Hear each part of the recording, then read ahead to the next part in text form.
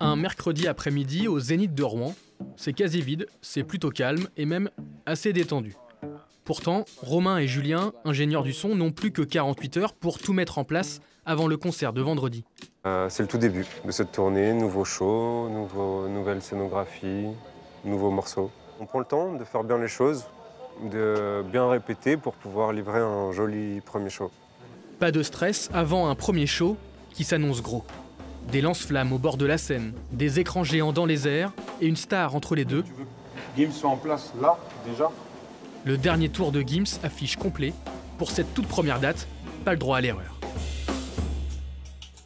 On va partir d'un premier tableau avec une intro où Gims sera derrière les écrans. Ouais. Et en fait, tout le système va se déployer et se soulever pour le laisser passer, le laisser rentrer.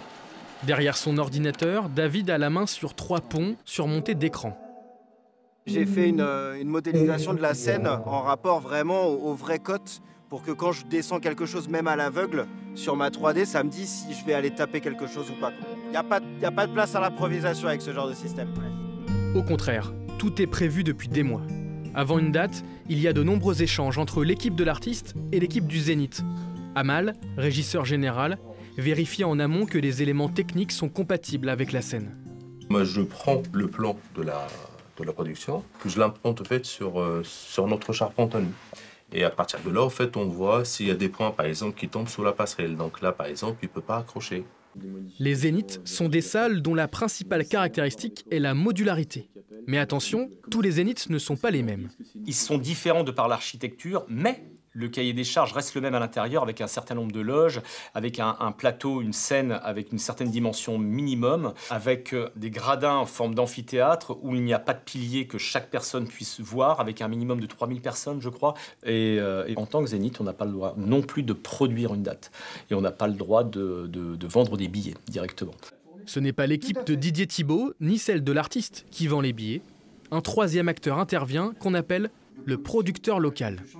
Par exemple, aujourd'hui, on est sur un spectacle qui est complet. Donc, toute la salle va être ouverte. Donc, on a vendu aussi tout le parterre de chaises. Nous, quand on met en vente la salle, on met en vente de façon progressive. Comme ça, mettons qu'on fait un spectacle qui marche un peu moins bien. On ne donnera pas de nom, mais ça peut arriver. Dans ces cas-là, nous mettons des rideaux. Et on coupe la salle. Le producteur local engage les manutentionnaires, qu'on appelle les rôdes, qui montent et démontent la scène. Il embauche aussi les coursiers, qu'on appelle les runners. Yanis doit planifier ses itinéraires et bien connaître la ville. On peut lui demander d'aller récupérer un artiste à la gare ou à l'hôtel, l'envoyer faire des courses au supermarché ou dans un magasin de bricolage. Toute la journée, je suis sur la route. Je vais chercher des choses, ça peut être une théière.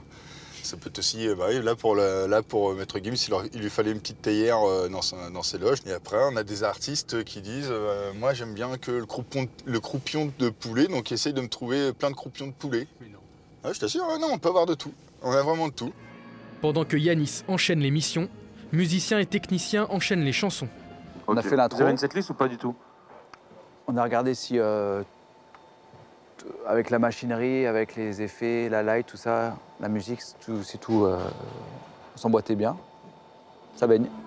Toujours pas de stress. Tout le monde garde son sang-froid à quelques heures du grand show.